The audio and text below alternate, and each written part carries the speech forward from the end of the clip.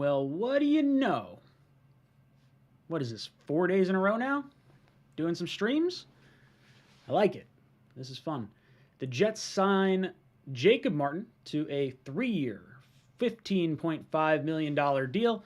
This looks like a nice up-and-coming pass rusher. A little bit of upside coming from the Houston Texans. This is someone in the realm of an Arden Key. Lots of upside, not a whole heck of a lot of production just yet. He was a former, was it 6th round pick from the Seattle Seahawks. Was traded in his second year to the Texans, and he had like 4 sacks this past year. So, Joe Douglas gets us an edge rusher, adding some more depth to this team. I like it. I don't think it's anything crazy, but I like it. It's nice. It kind of allows you to go best player available, and I'd still like to see maybe a wide receiver come in or something along those lines. It's not like edge rusher is not our like possible highest priority. I don't know. It's going to be interesting. I got my last 3 Miller Lights left. What's up, Bolly? Bolly's chilling with me tonight. Becca is out in Seattle. I hope she's making fun of Jamal while she's out there. But, yeah, so the wife is away. So Bolly and Ryan talk Jets. We could talk about a whole bunch of stuff. We talk about Fletcher Cox getting released from the Philadelphia Eagles. The Jets have been looking for a defensive tackle. Maybe you move on from Sheldon Rankins and you bring in Fletcher Cox. I wouldn't hate that. As far as the wide receiver trade, we saw a monster blockbuster trade with Davante Adams going to the Raiders. If you watched last night, that's exactly where I said he was going to go. Now, I did say Allen Robinson is probably waiting to see what happens with Davante Adams, but when the Los Angeles Rams give you an opportunity to play there at $15 million a year, yeah, you go sign that and you go do that. I think the Rams and the Bucs are clearly the 2 best teams in the NFC, and then Rodgers is Rodgers, so, you know, he'll keep everyone kind of around there. But we can talk about a whole bunch of stuff, so I'll want to hear from you guys, see what your thoughts are on the Jets free agency so far. Is there anyone out there you want to see the Jets go after? Who's your favorite signing? Let's talk about it. Jet, so I am assuming a lot of people are going to ask you this, but should the Jets go after Fletcher Cox? I have a feeling you looked at the thumbnail of this video. Yeah, I think they should go after him. Why not? He's a good player. Sheldon Rankins, you cut him, you save $5.5 million. Now, it depends what you're going to pay him, of course. Who knows? Dylan says, were the Jets in on Davante Adams, only gave up a first and a second and $28.5 million a year over the course of 5 years. No, Jets, maybe the Jets inquired, but there's no way that Davante Adams signs that contract here. He wanted to go play with his former college quarterback, his buddy who he's been trying to play with for years, Derek Carr. It was the right move. That whole AFC West has turned into the Thunderdome. It is an arms race out there. It's a lot of fun to watch. Zachary Berner coming in. The Jets got more for a safety. Yeah, but Jamal was also had like 2 years left on his contract. So they also got the benefit of not paying $28.5 million to one player. That being said, I think the Raiders did better than the Seahawks did with the whole Jamal versus Davante. They got the better Adams there. Matt Curtis. Baker requests a trade. Do you think he ends up in Indy? I don't know. I'm not sure. They might try to send him to Seattle just to get him out of conference. But I don't know if they're necessarily worried about it. But I don't even know what the Browns do. Are they going to go the Kirk Cousins route and just franchise tag Baker every single year? Because there's no way Baker's signing a contract. And I have no idea what the Browns would do at quarterback. They're going to be stuck in this weird spot of like, oh yeah, we drafted a quarterback #1 overall. He seems like, he's trending in the right direction. He's tough as nails. He's not everything you want from a quarterback, but he could be in a few years. Who knows? Yeah, Indy's a big place for him, right? That's where he wants to go, from my understanding. That's a great team for him to go. He's got a great running back. I don't know who the receivers are right now. T.Y. Hilton is a free agent, or was a free agent. Pretty sure he still is. Who knows? Other teams, Indy, Seattle, any team that needs a quarterback. The Saints. The Saints don't wind up getting Deshaun Watson. Now, it seems like Atlanta is going to end up with Deshaun, which kind of boggles my mind a little bit. Not that I couldn't see them trading for him, but I'm a little surprised Watson would waive his no-trade clause. Now, I know he was the ball boy for the Falcons when he was a kid. He's from Georgia or around that area, I guess, so maybe you're considering this his hometown team. But they have no one, aside from Pitts. And if they give away all their draft picks, assuming, I don't know, did they give up Matt Ryan too? Or does Matt Ryan just say, no, I'm good with going to the Texans. I'm just going to retire. Because, I don't want to move. I don't know. The whole quarterback rumor is absolutely wild. Absolutely wild.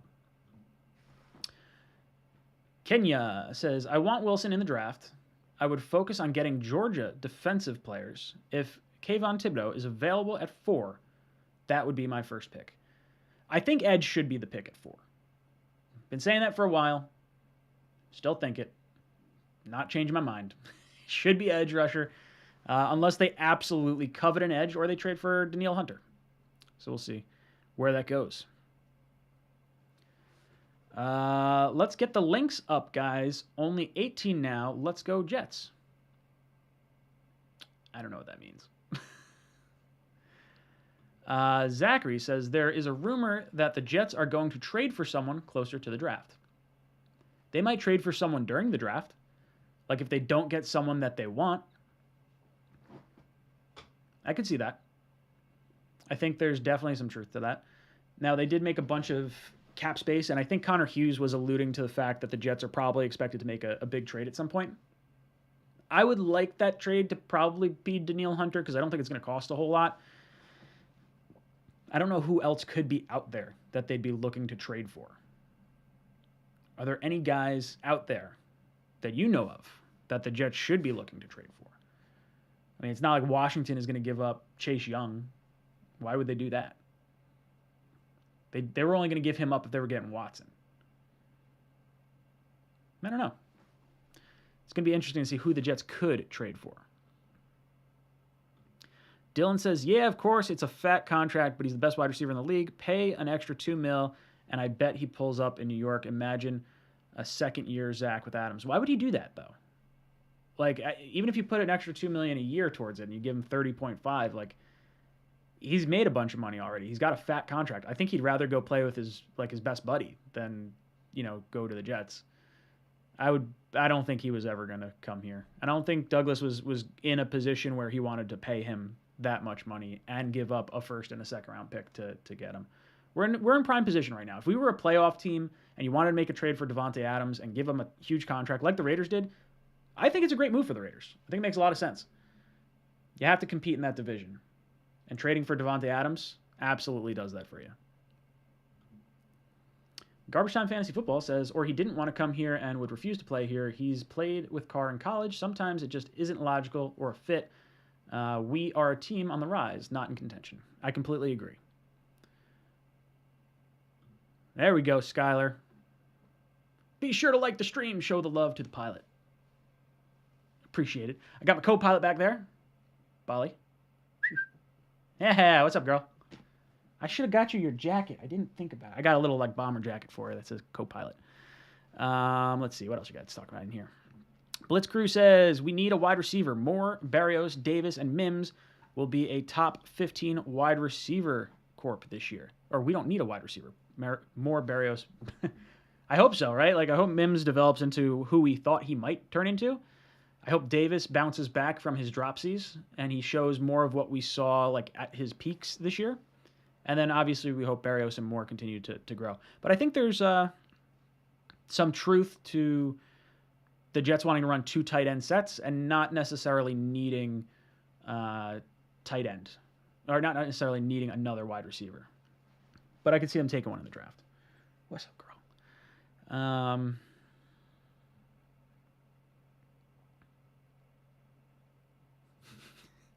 ZM says, I'd love to have Big Cox on our team. Yeah. Cox, fill in holes. Fletcher Cox, that is.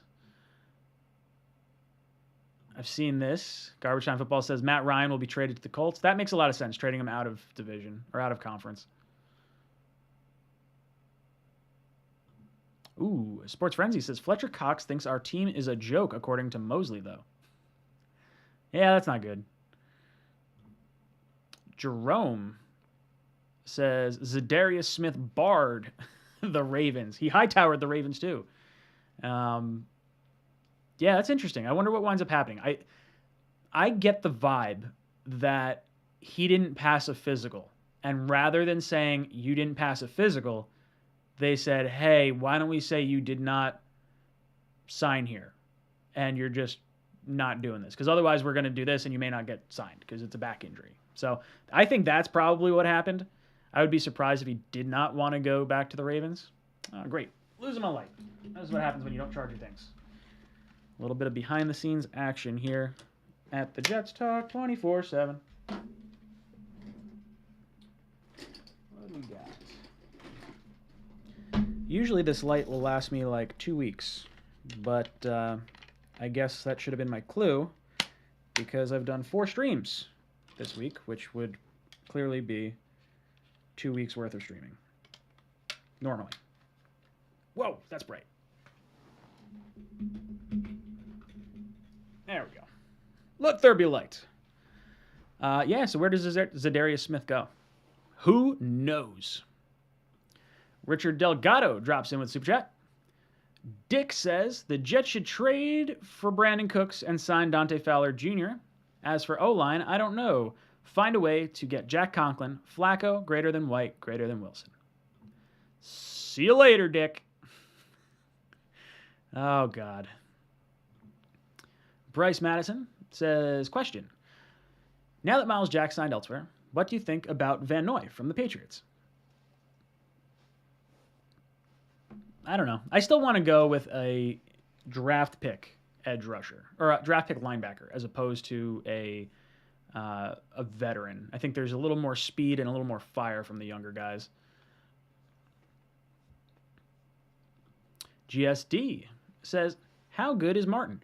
He's ascending. There's hope, right? Now, he has a very high missed tackle percentage. I think from what I heard, you're looking at like a 32% missed tackle grade for his career. Not good. Really not good. But if he's going after the quarterback and you're not necessarily caring about his tackling grade aside from sacking, then maybe that's okay. He did grade out as the 46th best edge defender this year out of 107 qualified players. Had a 67.3, and he had the 44th best pass rush grade with a 69.9. His run defense grade left more to be desired. Now, last year was his best year of his career, his 4th year. He's only 26 years old. So, I don't know. Lots of hope. I think you're hoping for upside here. Mike Jerome, thank you for the super chat. He says, Thielen. I like Thielen. We were talking about his cap hit the other day. Let me just pull it up so I know it off the cuff here.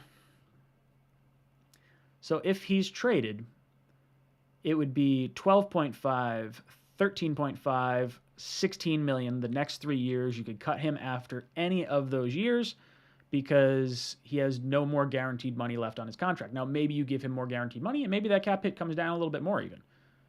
That wouldn't be bad. I like Thielen. I've always liked Thielen, but he's 32 years old, so it doesn't really go the route of getting younger. It depends what you'd have to give up to get him. Like, if they're looking to clear some salary cap space, maybe you give up like a mid to late round pick, but I don't think I'd give up anything overly substantial.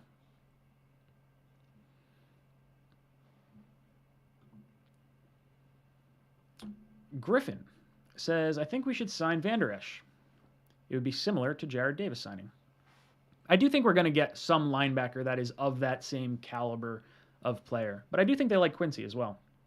I don't think they necessarily have to bring in a linebacker, at least in free agency. If you get one in the draft and then sign one next year after you move on from CJ Mosley, then I think that's fine as well. Matt Curtis says, go with Muma in the second. Is that where his value is now? Is he a second-round pick? I don't know if I was necessarily looking linebacker in the second round. I think it could definitely be a second-round need. I've heard rumors of Devin Lloyd dropping like a rock. If he falls into the second round, that's who I would be targeting. But I do like Muma. Muma was on our Senior Bowl team, and I would not be upset with that whatsoever. I don't know how to say your name, 2006, but he says Martin can't bull rush. Martin sucks, by the way. Martin's also like a 6th-round pick, so I think you got to dial back your expectations a little bit. David says, who is the best wide receiver at 10 in the draft? So is this the best wide receiver, or is this the best fit for the Jets? Because right now I think you're probably saying Garrett Wilson is the best wide receiver in this class based on health, based on production, based on his combine. But I do think Drake London is squarely in the conversation because the Jets were rumored to have a lot of interest in Mike Williams if he were to hit free agency. So if the Jets were looking to target someone that's 6'5", 215 pounds at wide receiver, I know a guy coming out in this draft that should be there at number 10 that the Jets could target. That being said, I'm still on board with like 2nd-round wide receiver. But if they covet someone in the first, I won't be upset with that. Sports Frenzy says, we need to draft 2 wide receivers in this draft. I would draft Garrett Wilson at 10 and Khalil Shakir in the 4th. I don't know anything about Shakir. I haven't looked that deep into the draft. Like 4th-round wide receiver. I've only looked at like positions I think might hit there, so like running back, linebacker, things of that nature. Someone told me that James Cooks is the brother of Dalvin Cook. Is that right? James Cook, I guess. Let's see. Now I gotta find if that's right. Trying to find his wiki. I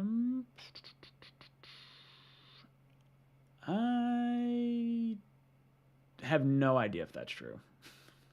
He's from Miami, so I could see that happening. Let's see. I'm surprised it doesn't say anything about his brother in here. Oh, it is. Cook is younger brother of NFL running back Dalvin Cook. Cool. Dalvin Cook's one of the best running backs in the league. I thought I would have taken him in the top 10. And then when I heard about all his, like, he was in, like, police trouble from, I think, like, freshman year of high school, like, straight through college. Something, like, each year. So probably not, not great. Blitz Crew, thank you for the super chat. He says, one thing that keeps the Jets down, people giving up on players and staff too quickly. Need to let everyone settle and develop a culture of winning. Yeah. Yeah, look, I am absolutely on board with this. You look at the Steelers and why they have been so successful. Consistency. You have good ownership, you have good coaches, and you've had like 5 coaches over the course of your entire tenure. Now, I will say this, the Johnsons do have a pretty good reputation as far as allowing coaches to kind of figure it out. Like Rex Ryan got a lot more time than a lot of people thought he should have. Same with Todd Bowles. I mean, I guess you could say same with Adam Gase, but he only got the 2 years. So I do think that is true. I think you can't jump the boat so quick. Like people that are upset with Joe Douglas with, the 2020 draft and, we're all about winning now and we have to, really see some stuff on the field, which I think we do. You have to get that after 3 years.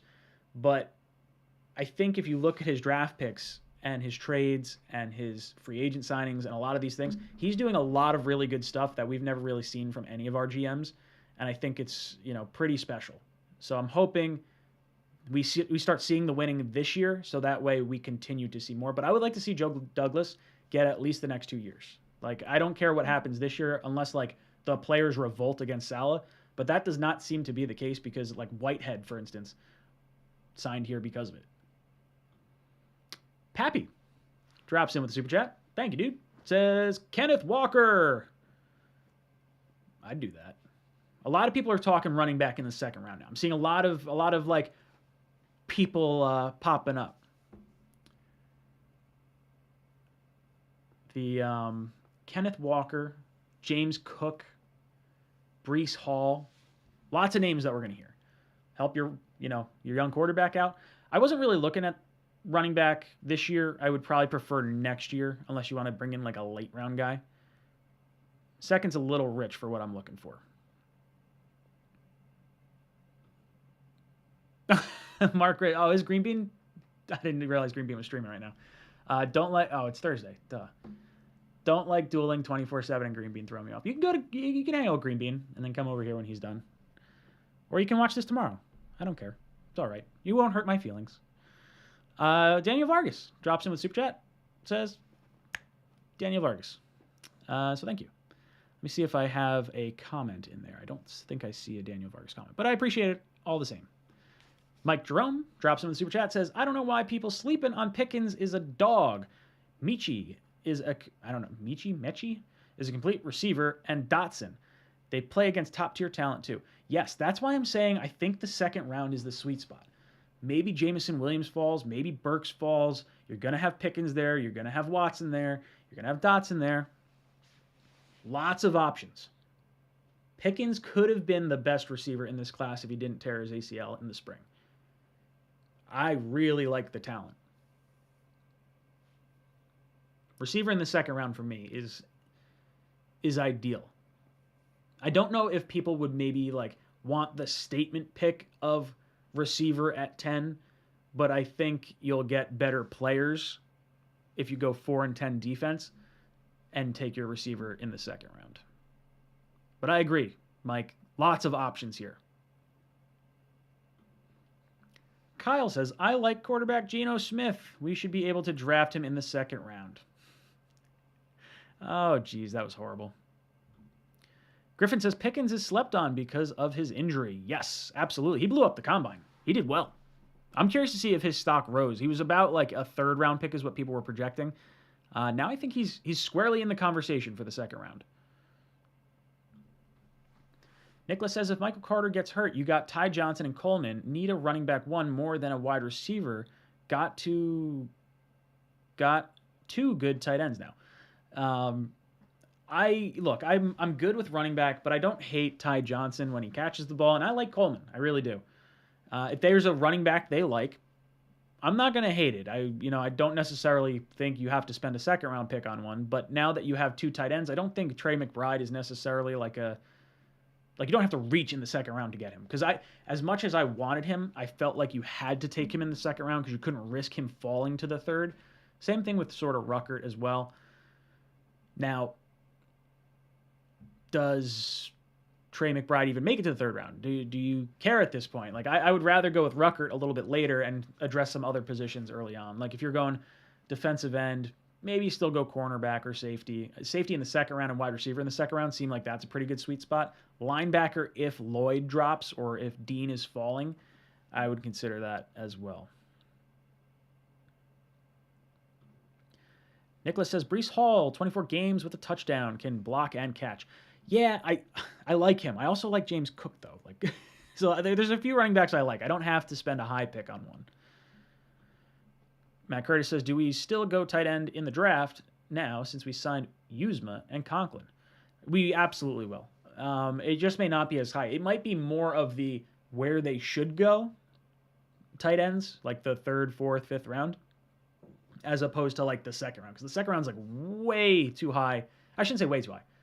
It is a little high for where the bulk of really good tight ends are usually taken. Almost like the same idea of like not taking a running back in the first round, but like just shift it back a thing. I wouldn't have been upset with tight end in the second round though, because it's clearly a big need. But at this point with the two tight ends that we signed, I think we should bring one in, but I don't think you necessarily have to. Daniel Vargas, thank you for the super chat. He says, they keep saying that Joe Douglas is has a big trade coming. Who do you think it might be and what position? I don't know. It's a really tough question because I don't know who is on the block.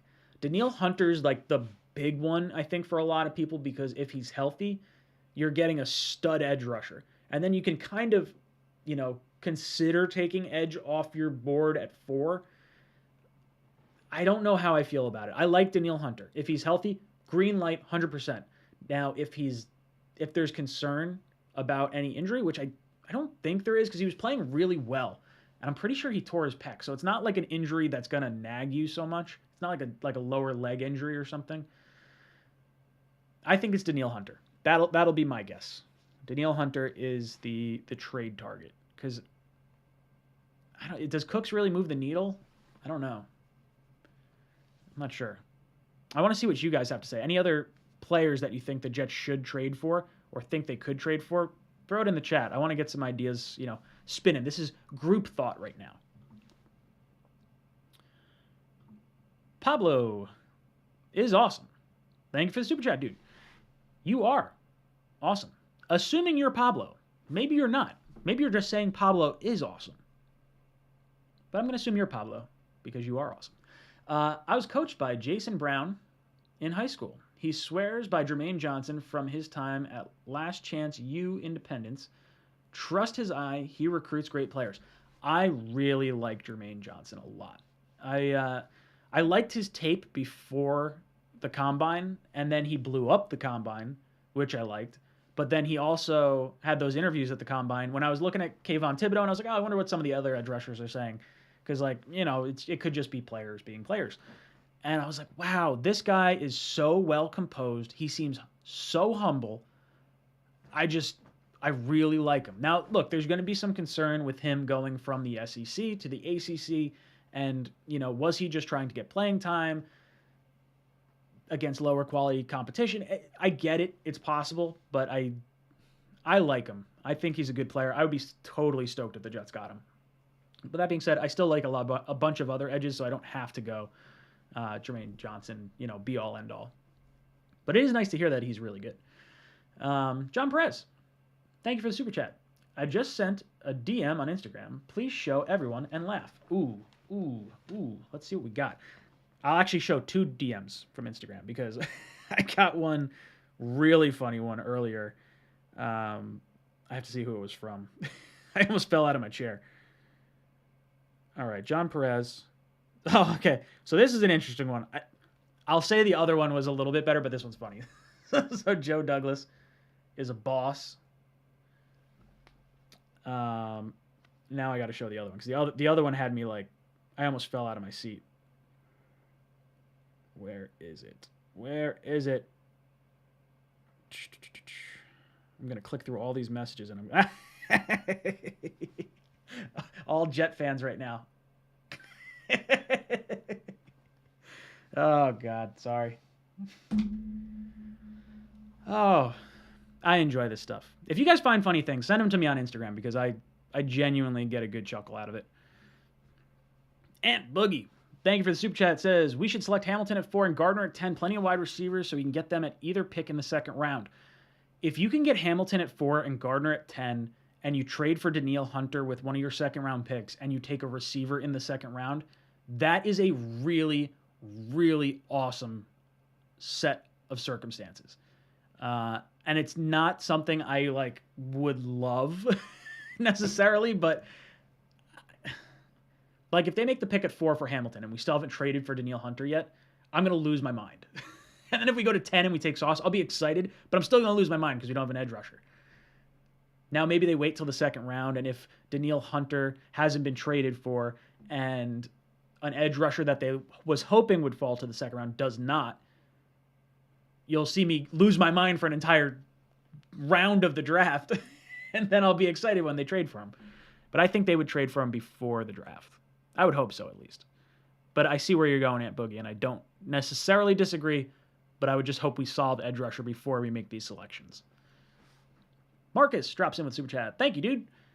He says, I think we trade back from 4 and take Trayvon Walker. Despite his low sack numbers, he can pressure the quarterback. He moved around a lot in Georgia and is a perfect Saleh fit, all gas, no break, hard hitter, and physical. He's also a really high character guy from what I understand.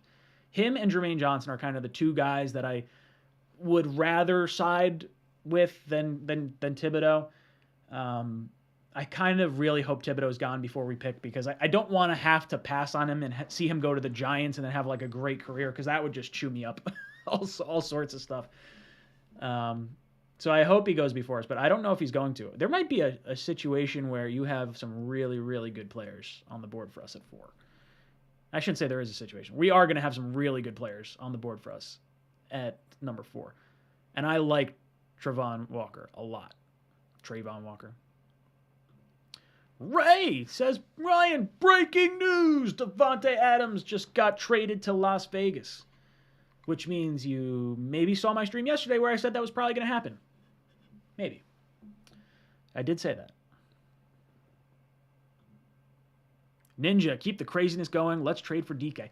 Yeah, could you imagine you see, if that's the going rate, right? Like if the going rate for a stud wide receiver is a first and a second round pick when they're going to get a huge contract, do you give up 10?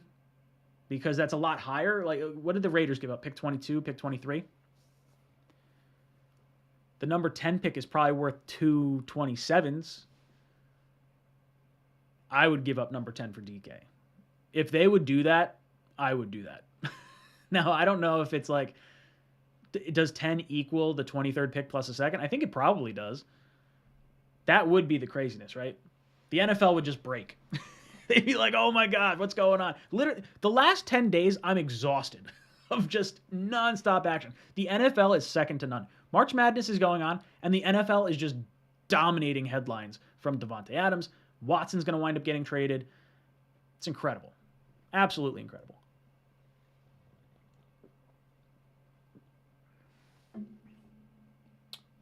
Bali's tired over there. Let's see. Samuel says, if the Jets stay healthy, I think we can at least be a wild card team if the draft goes well. Let me pull up our schedule for next year, because like this is interesting, because it's not as hard as I thought it was going to be, or what it initially was. How do you spell schedule? Schedule. There we go. Oh, there's no K in schedule, Ryan. My bad. I should probably put 2022, because otherwise it's going to give me every Jet schedule ever forever. Oh, and of course it's going to give me the Winnipeg Jets. All right, 2022 opponents. So no dates left. No dates have been selected yet. This is usually just after the draft, so they can develop some storylines. So the Browns, especially if they move on from Baker, that's going to be really interesting. That could be a win. Green Bay, look, Rodgers is better than anyone on our team, but he can't necessarily do it alone. And I don't think it's 100% lock that they wind up winning. Miami's a coin flip. Minnesota could be a coin flip. I think Dalvin Cook is phenomenal. I don't trust Kirk Cousins. I don't know what to make of them. I don't think we have the cornerback talent or the defensive talent right now to go back and forth with Minnesota. So I would say that one maybe errs on the side of a loss. New England, I think we could split. Buffalo, I think we lose both. Let's say we split with Miami. Baltimore, I don't think we're winning. Cincinnati is probably more of a long shot, even though we had the win this year. But, them not having Jamar Chase, drop a touchdown was critical to our success. The Bears, I think we can beat. Detroit, we could beat. Pittsburgh, we could beat. Buffalo, Denver, probably not. Jacksonville, we could beat. Seattle, we could beat. So we got what? 1, 2, 3, 4, 5, 6, 7, 8, possibly 9. If we can get to 8 and 9, that's a pretty solid season. You double your win total each of the last 2 years. I'd be pretty happy with that. I've said it time and again. I really think if you can go in the hunt going into December, I think that would be what I would do.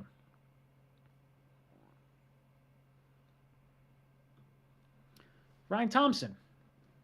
How much should we worry about the new pieces coming in and struggling in the beginning? I think we will look very bad in the first part of the year because of this.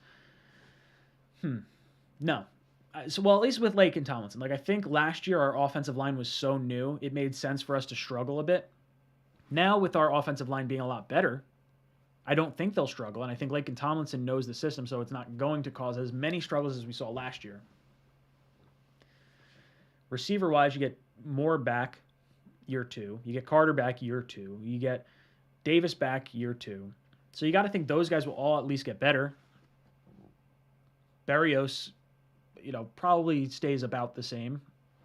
Figure he gets more touches than he did at the beginning of last year, but less touches than he got at the end of this year. But as far as the new pieces that came in, both tight ends, I think, will be fine. I don't think that's necessarily tough. I don't want to say tough, but like I think they'll be fine for sure. It doesn't seem like our offense is overly complicated. I like Reed a lot, and I like Whitehead. I like all of them. Our free agency has been pretty friggin' fire. I'm not gonna lie. King Blaze says the only receiver I feel is worth $25 million a year right now is Megatron type wide receiver. Megatron better than Davante Adams. Well, as the salary cap keeps going up, you're going to see more and more players wind up getting paid more. Like, look, Revis was the best corner that I think I've ever seen play, and there's corners now making way more than Revis ever made. Like, I think it wasn't his contract in Tampa Bay $14 million a year, and it was fully guaranteed every year that he was on the roster. Just imagine like getting a corner for $14 million now. J.C. Jackson signed a cheap cornerback deal for $16.5. Like there's corners getting $20 million a year. Bonkers. Mike D says, imagine Fletcher Cox and Thibodeau on our D line. I really hope we go after Fletcher Cox. It'd be nice. And Thibodeau. That'd be an angry, angry line. Jets World says, Watson doesn't want the Panthers. Yeah, it doesn't seem like that.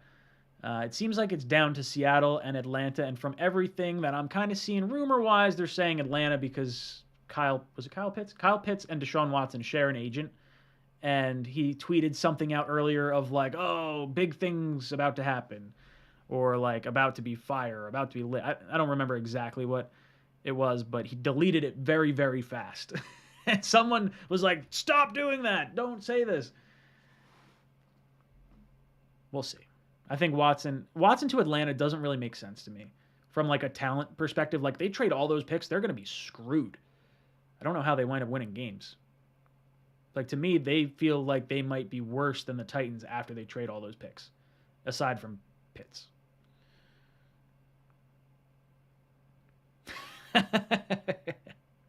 Kyle says Panthers could probably use a number 2 pick right now. Yeah, I bet they could. Sorry, Sammy D. Oh, man, that sucks. Joe Douglas has to know that the fan base is calling for DK Metcalf. I wonder if he cares at all. No, he doesn't, because he's a good GM. Bad GMs are the ones that listen to fans. You don't want to listen to fans. Like, I like to think I know what I'm talking about half the time. Guess what? The other half of the time, I don't know what the hell I'm talking about. I have an opinion. That doesn't mean I'm right.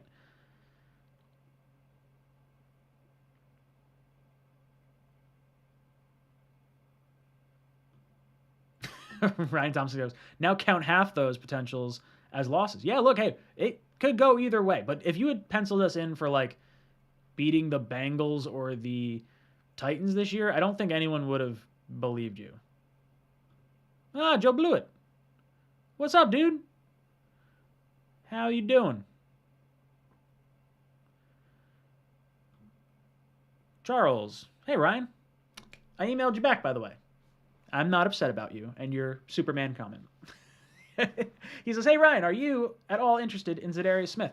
I would say I'm cautiously optimistic. I like that he didn't sign, but I think if I'm putting my tinfoil hat on, I got my pilot's hat with some Reynolds wrap underneath. I wonder if he didn't sign with Baltimore because he couldn't pass a physical. And rather than saying he couldn't pass a physical, they cut him. Or not cut him, they just didn't sign him. I have nothing to base that on, aside from me guessing.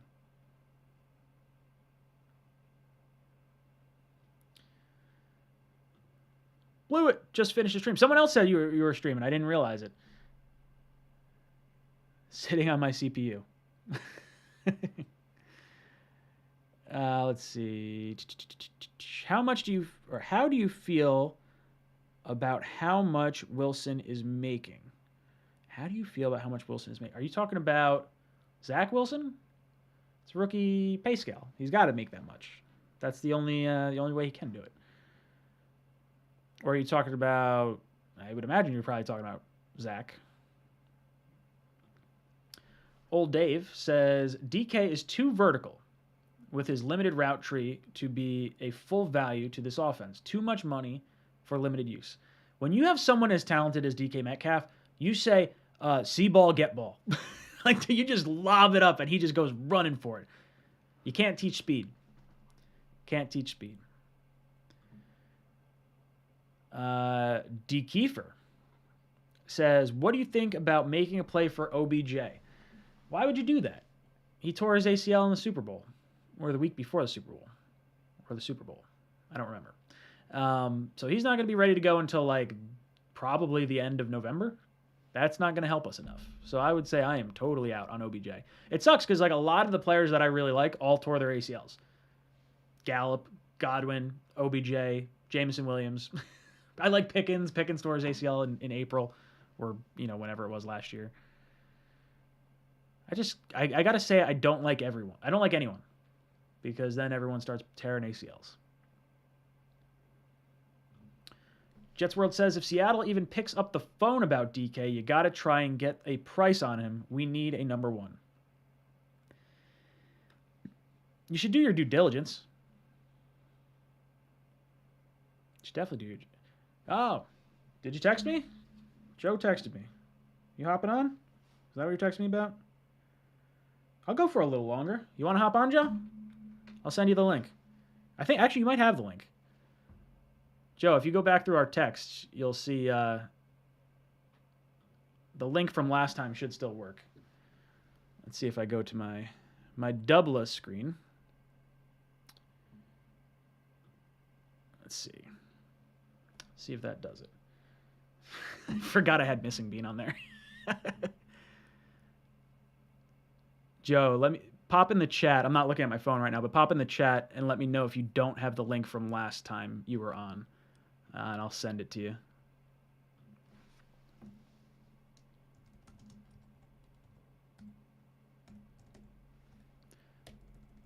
You know what? I had Missing Bean on here with a green heart. Guess what, Joe? You're going to get a green heart as well.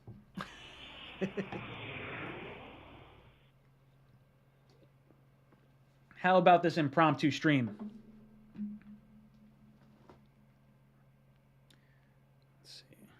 Oh, it's definitely there. Come on, Joe. It's right. It's like 2 texts above what we just had. You got it. You're good. Yeah, I'll go for a little bit. Let's go till 10 o'clock. I'll do another half hour. I mean, who knows? Becca's not even here. I can do whatever I want. I got to wake up early, but I don't care. It's not like I'm going to bed anytime soon.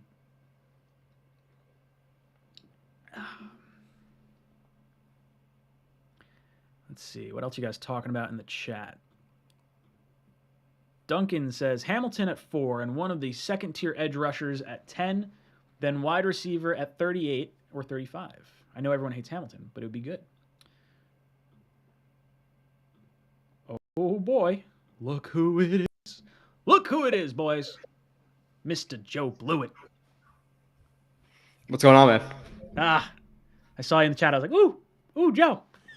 I literally like opened up my YouTube because I was doing a poll. I just figured out how to do a poll today, and I saw that you and Greenbean were both going. And I saw my viewers drop, and I'm like, freaking Ryan just stealing all the viewers. So I was like, I'll jump on Ryan's I didn't realize it. I was like, no, it's good. It's been a lot easier, like just kind of throwing up a stream and talking about my thoughts and then getting the comments. And I was like, I'm shot. I'm not making an actual like legit video today. And then they're like, oh, Greenbean's streaming. I don't know what to do. I was like, oh, it's Thursday. I'm sorry, Green Bean. Oh no, yeah, and the guys, some of these guys jumped in here from mine too, and yeah. I've been up like my Fridays. I typically stay up for a while, so I've been up for like 29 hours right now. So I need to stay awake for a couple of more hours. So this helps me not fall asleep. So I need to do something. There you go. I love this impromptu stream. Let me see if I can get my. Hold on, I'm gonna I'm going to back us out for a second because I want to get my other graphic real quick. Not sure why this pulls this one up, but we'll see. Let's see. Bam. Copy. I got to figure out how to fix that. And then, where is it? Right here. Paste. We're going to get rid of that one, and we're going to do a little bit of finagle bageling. See, look at that. Editing on the spot. I appreciate Editing it. on the spot. Joe doesn't sleep 29 hours. Yeah, 29 hours, and I'm sick right now too, so it does not stop. Yeah, it's just. You are an animal, my friend. No, I just have problems. that's not busy work week plus the free agency stuff. Like I had to at least get a game or two in of all these guys, so I knew what the hell I was talking about tonight. So there's no way you sleep. It can't happen. Dude, so. I can sympathize with it. I had the stretch at the combine every day after the combine. I'd wait for the last player off the field was 11 o'clock. So I wait for the articles to come out. I read all the breakdowns. I try to figure out as much research as possible from everything that went on. And then I'd be editing till 5 or 6 in the morning. I'm like, oh, Luckily I wasn't going to work yet, but now I'm back to work. So I'm stuck unfortunately I'm opening the pro shop each day for the next 3 days. And then they're redoing my pro shop. So it's going to be they're redoing the carpet on Saturday. So I have to get all my shit out of my office, not this office, my other office. And I'm not really looking forward to it. But let's talk some free agency. Let's see. I think you're pumped. I think everybody's pumped, right? I don't know how everybody else in here is feeling, but I know the chat and mine was everybody's pumped. There's a few moves you can have qualms with, Sure. I'm sure, I think everybody's their go-to is Nathan Shepard, but in general, what move did we really not like? You might not like a lack of a move. For me right now, the lack of hitting receiver is a little bit frustrating. But other than that, they hit safety, they hit corner, they hit depth DN for as a rusher, they hit offensive line, double down in tight ends. They're JD is killing it, and we still have a little bit of room to spend. So I'm really happy. Yeah, a lot of people are talking about a potential trade coming down the pipeline because of the way they've allocated the cap. So even though you're looking at Berrios at 12, Tomlinson at 13, Uzma at 8. Those contracts generally have a smaller first year, and then they get bigger as they go on. So the cap that we actually have spent so far is probably a little bit lower than we all sort of anticipate. Mm-hmm. I don't know if you've seen any sort of cap number. I haven't seen anything flash up yet. I'm hearing anywhere from 12 to 16. It's what I'm hearing. And that's without any cuts too. We haven't really cut anyone. And I think they'll cut at least GVR for 3.5. And this is where kind of people have the discussion about okay, so was Amari Cooper for a 5th worth it? If we have 13, 14 right now, you clear 16, you get to 16, 17, 18, Cooper's 20. Could you have moved some money around to get another $2 million free? And right now, would you end free agency happy as a pig in shit with Amari Cooper on your team? Oh, yeah. So I was a little bit disappointed in that. So we'll see. And a lot of discussion for me now, because he's killed the free agency. For the most part, is linebacker, maybe a depth D tackle, but the main crux of it is who are we getting at receiver? Because to me, going into the draft with Berrios as your 3 is not good enough for 11 heavy personnel league. It's not. I know the Jets are going to be 12 heavy personnel, but even the 12 heaviest personnel teams are 40-ish%. So let's get another receiver. That's my mindset. Yeah, I'm not sure if there's one out in free agency that really strikes me as something I am overly, I don't know. Is there someone out there that you think the Jets should target? I know some people brought up Brandon Cooks in a trade, but that doesn't really do it for me. DK in a monster trade if you want to see something crazy. But I get the vibe we're going in the draft. Maybe we get some sort of late, not real high upside wide receiver in free agency now. But I think we're pretty much, I don't want to say done headed into the draft, but unless we make a trade for Danielle Hunter, I think it's going to be pretty much what we're seeing right now. So it depends on who's available, because Connor Hughes is kind of, and again, feelings aside, however you guys feel about the beat reporters and all that stuff, but he's been relatively on point this offseason. So he's saying the Jets are looking into a lot of receivers and they want to make a trade. So who is it? My thing is you look at Cooks. Why are the Texans going to trade Cooks if they have Mills there and they're a young team, and they're getting a bunch of picks for Watson? So why get rid of Cooks? Are the Seahawks really going to trade with us? I don't think so. I don't think they're trading Metcalf because even if you are rebuilding, rebuild around around him. 24-year-old stud. Yeah, a 24-year-old stud. Maybe Lockett if he becomes available. So you have to hope they strike out on Baker Mayfield. And then somebody brought up an interesting point on Twitter. Okay, the Rams they have Van Jefferson, they have Tutu, they have Cooper Kupp. Do they maybe get rid of Robert Woods, who's 29 years old, for a third or fourth round pick, and they could flip that pick or draft a guy? I'd like that. That would be really good because that McVay system is very similar to the Shanahan system. Almost like cousins of one another. Yeah, no, exactly. So he literally walks in day one and is ready for that scheme. And somebody's asking me about asking me. I did a mock draft after a post free agency kind of mock draft, and people are asking me why I drafted the tight end in that. Because this is the team right now. You look at the tight ends, past Conklin and past Uzama. I always screw that up. I'm so bad at that name. I always say Uzama. It's Uzama. Past those, who are you comfortable with? Like, are you comfortable with Yeboah seeing reps? Are you comfortable with West Coast seeing reps? So if there's a guy like a Jake Ferguson in the fourth round, or maybe it's the kid from Ohio State. I'm blanking on his name right now. Rucker. In the fourth round, why not take him? Like, we don't need three tight ends. Is Uzama going to be here in 2-3 years? Like, let's develop a tight end behind him. I'm fine with that. Absolutely. Well, that's also the same. Like, a lot of these deals that Douglas is doing, it's 3-year deals. Which, generally speaking, if you're looking at that, it usually means it's a 1 or 2 year deal, and they're stretching the cap hit out just a little bit more. So, I think there's a chance that these tight ends are not here in 3 years' time. Now, I've heard Conklin is more of the way we used it in Nunwa, like that hybrid halfback, fullback, tight end sort of role. Have you done any sort of research on him, or how do you think they wind up using Conklin? I don't know if that's true or, how they go. I've watched a game or two of all these guys. So of course that's, again, bags under the eyes, 29 hours, whatever it is. He's a good run blocker. I think he's a decent pass blocker. He doesn't have the biggest catch radius because of his size, but he is good at catching balls outside of his frame. It's just the catch radius just isn't that big. Really good speed. Dude, I watched 2 games of him so far. His route running for a tight end is legitimate. Like, his acceleration, his speed. We're seeing some legitimate intricacies, rocker steps, BAM steps, which I'll explain in a future show. He shows some legit route running ability.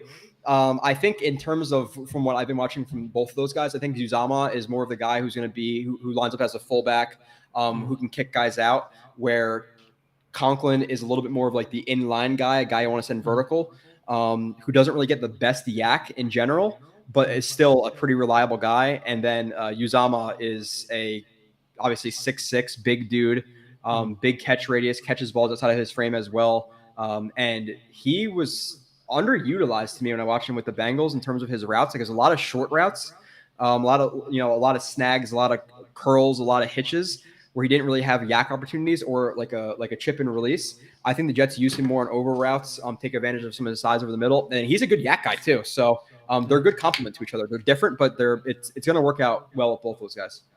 Yeah, and I think tight end's still a need. I would say it's probably not a second round need, but that's a good thing. You don't really want to take a tight end in the second round. The sweet spot for tight end is third, fourth, fifth round, all day long. Sean drops him in the super chat. Sean says, "What's the latest on us looking into Fletcher Cox?" I've heard a lot of people want to go after him. I know defensive tackle is going to be a sneaky area of need for us. What are your thoughts on Fletcher Cox? Moving on from Rankins and signing him. It depends on the price, obviously. Because at a certain point, we have needs elsewhere. I know Fletcher Cox is obviously one of the more dominant defensive tackles in the last decade. But how much has he fallen off? Obviously last year he didn't produce as much as he has in years past. And then past that, we have needs that, to me, you have a need at linebacker, you have a need at receiver. You can always grab another safety. Like LaMarcus Joyner is okay, but you'd rather have a higher tier guy there. So are you really going to pour a bunch of money into Fletcher Cox when right now, even without Rankins, you're going to have JFM and Q primarily in the inside. I get the rotation thing, but we are missing starters. So we want a rotational player who's going to cost what, $12 million a year, probably at the minimum, you think, just based on his name. So I don't think it happens. I think they go a little bit cheaper. If they were going to sign a guy like Fletcher Cox, why not sign a guy like, DJ Jones for $10 million, who's 25 years old, Yeah. I was hoping DJ Jones was going to be an option. He wound up going to Denver, I think. Is that right? This week has been an absolute whirlwind, so I forget where a lot of people went. Hopefully, it's all good. Let me see. Am I still live? I think we're live. I had a little like spinny thing on my thing on the side, but I think we're good. So. Yeah, looks like it. All right, cool. We're good. Let's see. The NY Bully drops in with a super chat. He says, I think Douglas trades a fifth for Robbie Anderson. Robbie Anderson, that ship has sailed for me. I'm not really looking for him, and especially at like $12 million a year. I shouldn't say especially. $12 million a year is really not bad for a receiver. What would you do? I mean, if we had the opportunity to get Robbie Anderson for a fifth, do you think it's worth doing it? People are saying I'm echoing them. I don't know if that's me or you. No, that's on my end. Hold on. It's because I don't have my headphones in. Give me just a second. Okay. Everything's your fault. So got it. Hold on. Start talking. Hello. There it goes. Okay. Oh yeah. So what is his contract though? Like 12, 13? Yeah. Like what? I'll pull it up real quick. And to me, like, you're talking about a guy who is probably the worst yak receiver I've ever seen in my entire life. So he does not fit the system at all. And and people, there's a big difference. I don't care what the stats say, because there's a much bigger difference if you catch the ball at the 20-yard line and you have nobody around you and you run for 80 yards is a lot different yak than you catching a ball on a curl and you're expected to gain 2 yards and you gain 25 because you break 2 tackles. Robbie, I don't know if I've ever seen Robbie Anderson break a tackle, like maybe one. So he's not a fit at all for the system. And, I'm not about it. And you see like, again, I'm kind of like a get off my lawn type of guy, but like you have a young quarterback and you see him last year with Darnold, like throwing his helmet and yelling at him on the sideline. Is that really what we want to bring back? Like, let's just move past that. So Robbie Anderson's contract, so he'll be 29 this year. His contract for this year would be $13 million, and his contract for next year would be, let's see, math is hard right now. What's 8 plus 3? 11. 12 million. It would be $12 million. So 13 million this year, 12 million next year. Yeah, no, like I think like, to me, there's like not a lot of guys out there, but like Emmanuel Sanders, like 32 years old, still getting like 700-800 yards or 700-ish yards a year, veteran guy for a year. You draft a Dotson or a Watson or whoever you want in the second round. But like I want at least a capable guy, because you're not forcing your hand at 10. Like if you have somebody there, you can take one at 35, 38. I still think it's a must pick in the top 4 picks. But if they go into the draft with Barrios at as a number 3, they have to take London Wilson at 10 to me. So I don't want that situation. Yeah. What do you think about trying to bring back Keelan Cole for one more year? Would you be all right with that on like a $4 or $5 million deal? I don't know if you hear that alarm. That's my wife setting off going shower. Yeah. She hears me. She's laughing in the background. She's like, oh my God. No, I see. That's not your wife. That's you. You're so smoking hot that you're setting the fire alarm off. Yeah. You're welcome. What was the question? The fire alarm distracted me. What'd you say? The fire alarm. It was Robbie Anderson. It was Sanders. I don't know. What the hell were we going at? Someone tell me where we were going. Okay, so I see Julio? FM in the chat. He says Julio. So like, what do you think about Julio? To me, that's like it's not the same Cox situation. It's just I think you're paying a guy more for name than what he's actually producing, and he's been injured a lot the last couple of years. So you're going to overpay for an injured guy. I'm not about it. I rather get and the names aren't sexy out there to me. It is. I know you said Cooks doesn't do it for you. Cooks does it for me personally. Guy who consistently gets 1,000 yards for me is at the minimum a good number 2, and that's better than what's ever out there. If you could trade a 4th round pick for that, I do it to shore up that receiver group. You're looking at a receiver group just in general, pass catcher.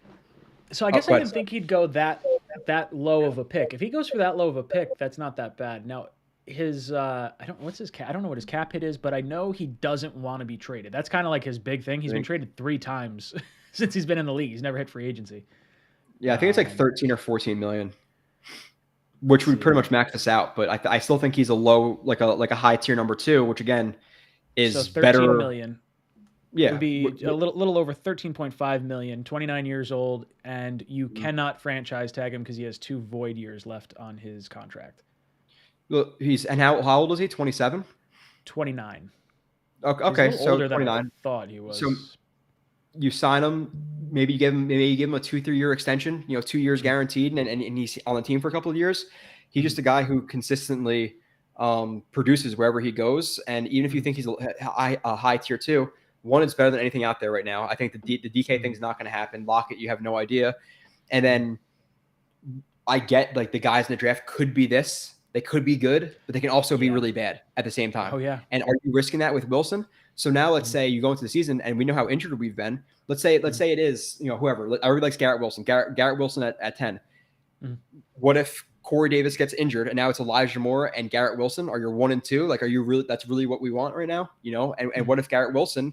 Maybe he's a stud, but what if he develops slowly? I can't do that in a year that is so big for Zach Wilson. So I want that answer before the draft, and then you draft the guy to develop behind him. Yeah, no, 100%. I think that's absolutely the play, and that's kind of why we were always on the trade for a receiver. The established receiver route was always, I think, the better option in conjunction with a second-round receiver. So I guess Cooks fits that bill for me. He's cheaper than Cooper. He's not going to have the years on the team beyond that. But if I was planning to trade a 5th-round pick for Cooper on potentially what could have been a 1-year rental deal while the second-round receiver gets healthy, or not gets healthy, but gets acclimated to the NFL, why wouldn't I do that for Cooks? Seeing his cap hit, seeing his age, it all kind of checks out. So yeah, it makes sense. You saying that you like him makes me feel a little bit better too. So he's a good route runner. He's a good yak guy, and like 14 million or 13 or 13.5, whatever he said, seems like a lot.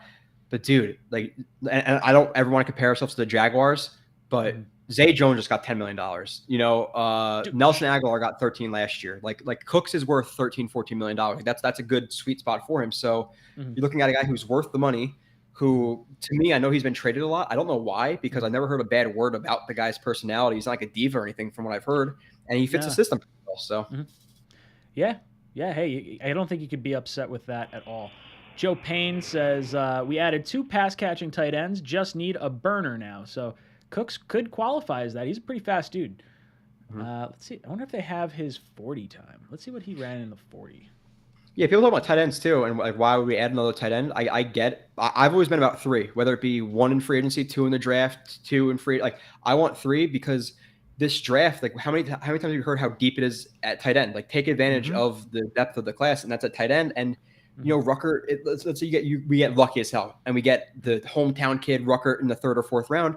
He develops for a year or 2, and then he takes over. Like why not have depth? Like we've never had that before. Let's take advantage of it. Oh yeah. Yeah, there's zero shot I'm not taking a tight. Like I am absolutely going to take a tight end in this draft. You'd be silly not to. Andrew Yale says, awesome impromptu stream, boys. McBride still or later rounds. So this is kind of where we were going with these tight ends. I like this class a lot. I think there's a lot of guys. I think when you look at Trey McBride, that's the sexy name because he's considered the top tight end potentially, or one of the top ones, at least the top one that was at the Senior Bowl. And then everyone's falling in love with him. You're seeing him at the top of the 2nd round. The best tight ends, generally speaking, are drafted in the 3rd, 4th, 5th round. I think Kittle was a 3rd or 4th round pick. So the value is definitely a little bit later. If I'm looking at the strength of this class and where I might want to go at different picks, edge rusher, if you could trade down from 10 and maybe get a linebacker like a Nakobe Dean or a receiver. Dude, I know. I like Dean a lot. I really do. I'm having a hard time taking him at 10. And I've heard some rumors that some people think Lloyd might fall to the 2nd round. I don't know if that's true or not. I doubt that. I think he's good. He has so much versatility. Like I know he didn't test the best, but his versatility is good. Like he can cover tight ends. He's a legitimate pass rusher when they line him up on the defensive line. I think he's way too versatile to fall to the 2nd round. I would be shocked if he fell past 25. So maybe he could fall a little bit, but yeah. But like, in terms of Dean, and that's the beauty of again getting a receiver to keep harping on it. You get a D end at 4. 10 is open to a lot of things. Like, now we're talking about potentially Hamilton at 10. I think that's a possibility. Or Absolutely. if Hamilton's gone and Lloyd or Dean is sitting there, I'm a big Dean fan. Where I think it's a little bit of a reach at 10 to take him, but sure. I mean, he's violent though. He's a really exciting player to watch. As soon as the season ended, I'm watching him. I'm like, oh man, he's like, he holds players accountable. Like that is exactly the type of like linebacker I want. You can get a D end and him at 10 if you get a receiver. You can maybe now it opens up to getting Sauce Gardner at 4. And then at 10, you get the best of the edge rushers who, one of them should probably be there, even though in my mind, like D end's like one of the bigger needs. So you just get it when it's at 4, when it's available. And one of the interesting things I've been talking about is like, depending on how the draft falls, which I think with how the Jaguars are kind of going about their offseason, I think they do take Hutchinson immediately. But if Hutchinson falls to 2 or 3, I think it's worth a discussion of trading a pick to move up to get the best edge rusher in the class, because a lot of people fall in love with draft picks, but like it's again, and we do all these mock drafts and we want to fill hole 1, 2, 3, 4, 5, linebacker, tight end. Like we always have it in our mind what we want to do, but we filled a lot of these holes in free agency now. So you could use that extra ammo to go up in the draft and get that blue chip, really low floor or really high floor D end for the Jets. So I'd be willing to give up a pick to move up to 2 or 3 to get Hutchinson if he falls a pick or 2. Yeah, if he doesn't go 1, I feel like he's pretty much a lock to go to 1. But if he isn't, I think there's a situation. So I've always sort of said Hutchinson at 2, but from my understanding, Aaron Glenn, with his 3-4 defense, maybe Hutchinson is not the right type of player for it. I know he's going to test in some linebacker drills tomorrow at their pro day, but it's not necessarily a ironclad lock at 2. And then when you get to the Texans at 3, if they wind up having a pick, let's say they have Atlanta's number 8 pick, that makes me feel really good because now a receiver could fall to 10 because Atlanta's no longer there. But how do the Texans approach their 3rd pick, knowing they have the 8th pick as well? So I don't know. Green Bean thinks that Malik Willis might go 2 because the Lions had him on his Senior Bowl team and they pulled him from the game relatively early, possibly to prevent injury. And if you think he could go in at 10, why couldn't he go at 2? I guess, right? It's always possible. Like again, Daniel Jones went in the top 10, right? Like whatever pick that was. So it could definitely happen. 6. I think he's much more talented than Daniel Jones. And yeah, I don't know if Watson's going to the Falcons though. Like if they trade their assets, like what do they have? They got no one. I mean, like because let's say you hold on to Pitts and you give away, your next 3 first, second, and third round picks. What the hell? How the hell are you going to surround him with any talent? Now, Watson, if he says, I'm going to go to the Falcons because I was their ball boy at one point, I'm from the area, it's kind of his hometown type team, maybe, I don't know. I feel like if I were him, I would go to the Saints. That team is loaded. Let them give away all the draft picks they want. You got Kamara, you got Thomas, you got friggin' Lattimore, you got a good offensive line. I would absolutely go there. Yeah, like so the Falcons, like what are they trading? Like they have Pitts, they have AJ Terrell. Like are you going to trade those guys? Maybe. Like they don't have Gage anymore. They don't have Mr. Gambler. I'm going to blank on a lot of names right now. I've been up Ridley. for a very, you could trade Ridley. That would be an interesting deal, right? Like if they trade his rights. So like the Texans are like, hey, we're going to bomb out next year, get a high draft pick, and then we get Ridley coming back too. Like it's not the worst. No, yeah, I think it goes to the Saints. It's interesting because they don't. The other teams don't really have a lot of building blocks around him. Like I just saw the Packers thing break when I was doing mine. Like he's throwing to Alan Lazard. Like they don't have Tunyon back. Like who is he throwing? Blows my mind. Yeah, no idea. They're gonna have to go receiver in the draft. You think at 22 or 23? They could get Burks. They could get. There's gonna be a few guys that are gonna be available to them unless they go defense because they don't have Zadarius Smith anymore. I can't believe that he was pissed off that they drafted Love and he didn't give him enough options, and then they trade away like his best friend after he just signs with them. But they're like, did they do it to spite him for a couple of years? Like, I don't know how they're gonna win without Davante and MVS. They signed MVS back, but like, what is he really without Rodgers? Like, that's bad news there. So Carr and Carr's wanted to team up with Davante Adams since they were in college. They tried to do it a few years ago before Davante signed his big deal. There was rumors about it last year, and then obviously, it happening this year, I think is really cool. He bought a house in Vegas, I don't know how long ago, but like relatively recently. So I think those pieces were all kind of starting to move in the right spot. You're right. I have no idea where they wind up going. The AFC West is disgustingly good. It's like the Thunderdome. Absolutely insane. Mm-hmm. Thank you for the super chat. Let's see if I can pronounce this name right. Idressa? Sorry. JD can rob Green Bay for a second rounder for Mims. I would love to trade Mims to Green Bay for give us the latest second round pick you have. Sure. Give us a third round pick. I'd be okay with that. Realistically, what's the lowest you take for Mims? Maybe a fourth. I don't know if I would do a fourth because I think it's worth rolling into camp with him and seeing what he has this year, and then maybe it's a fourth at training camp, right as you're about to cut him, if you think you're going to cut him. Yeah, it's obviously an interesting case because like is he going to be year one guy or year two guy? Mm-hmm. The talent's so there. It's just it sucks. It's like last year was so deflating for me. Yeah. I see people. Somebody mentioned just in terms of like receivers for the Jets too. Somebody mentioned Landry, but didn't Landry specifically come out and say that he doesn't want to play for the Jets? Yeah, that's not happening. He's not going to sign here if he doesn't want to play for the Jets. Yeah, no.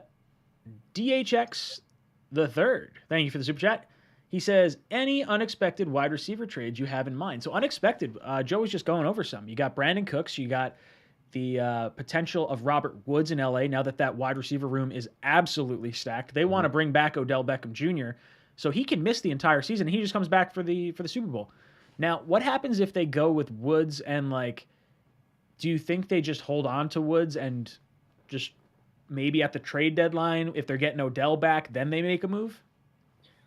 Yeah, it's always possible because they're good enough where they don't need it right now, and just push it off to the future. But like I said, in terms of Cooks, it's a name I've seen floated out there, but realistically looking at it, again, you're building with a young quarterback. You have picks. Why are you getting rid of a guy? You have cap space, and then past that, I can't really think about a lot of guys, but we always see crazy trades that come out of nowhere.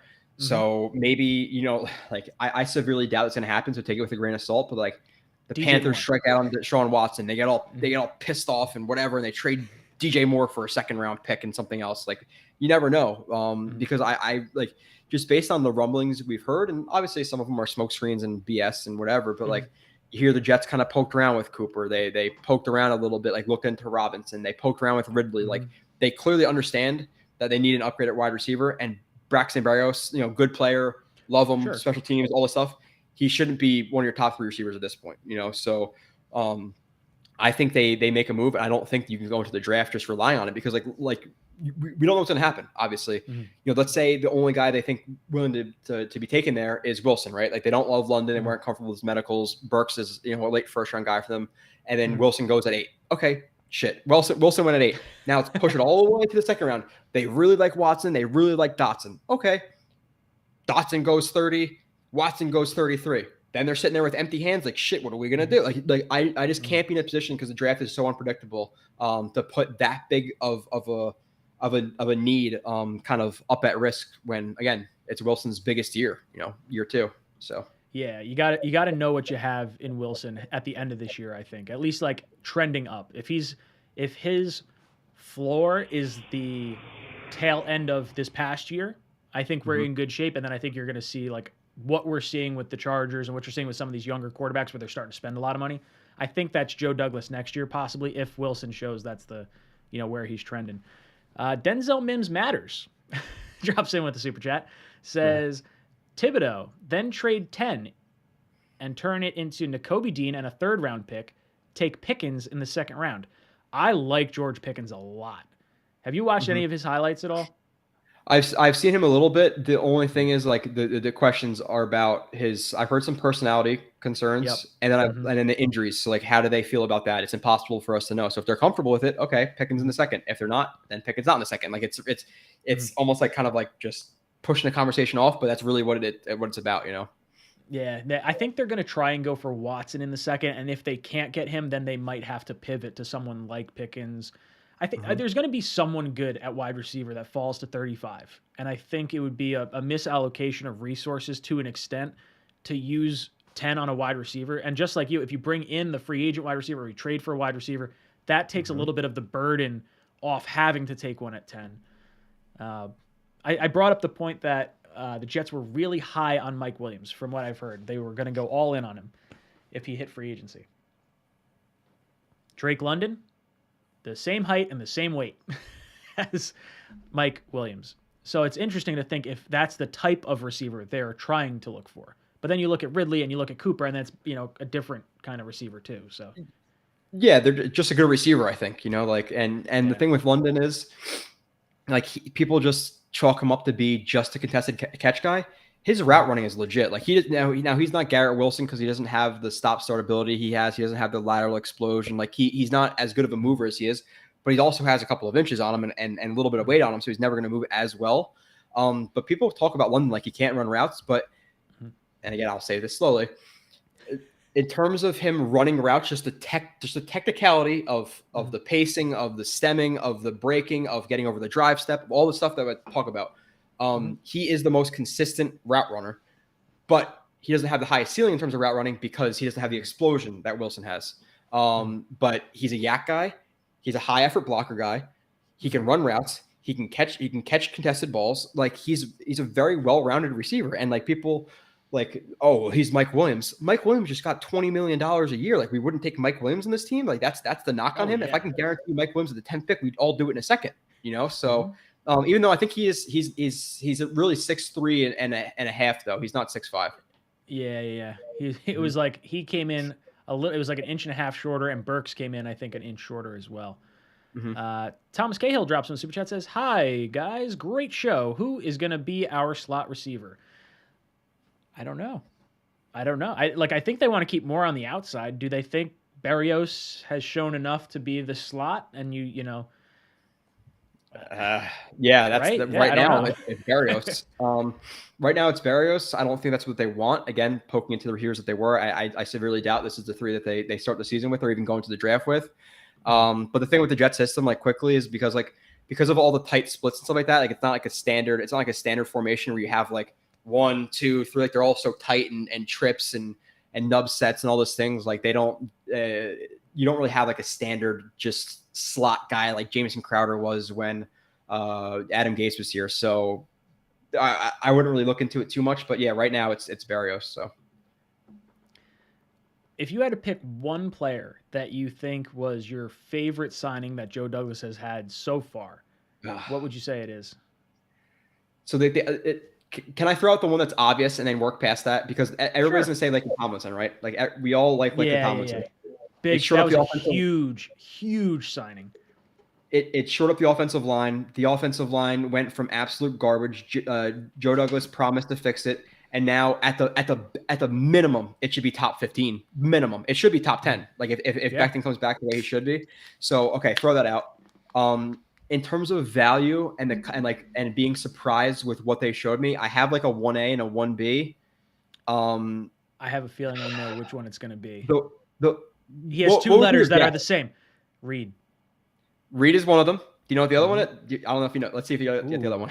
Okay, let me think. It's on my list right here, I'm assuming, right? Yeah. Guy? All right. What do you have, a 1 in 4 chance? Nope. Whitehead?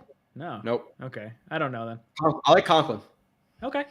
I like him. He's a very explosive player. I don't know. Did you see his the spider chart where I think he's top 95 percentile in explosion and vertical leap. Yeah. No, he runs really well. And then I heard, and again, this is why I hate numbers. He's a bad blocker via PFF. And then I watched 2 of his games. I'm like, how is he a bad blocker? He's super. He does a good job with placement. He does a good job running his feet. He does a good job to get his hands tight. Very, very willing. My biggest knock on him is his catch radius and his yak ability, but everything else, he's a solid player for $7 million. I really like Conklin. I like all the signings. Even I watched some Martin games. I'm gonna do a 2-hour reviews on all these freaking guys. But even Martin, $5 million a year, The guy is explosive and fluid as hell. Like his bend and his fluidity is ridiculous. And if you just take him and you put him on 20 pass rush reps a game, 20 to 30 reps a game, second and long, third and long, like yeah, I like that signing too. So like you're looking at a bunch of signings to me. I know we didn't I know you already did this, but like every one of these signings for the most part, like Tomlinson, Uzama, Whitehead, like all these guys, like low, like, and I'm not just saying this to blow smoke up JD's ass, but like they all love football. They all play hard as hell. All the fan bases that are losing these guys are freaking out. They don't like it.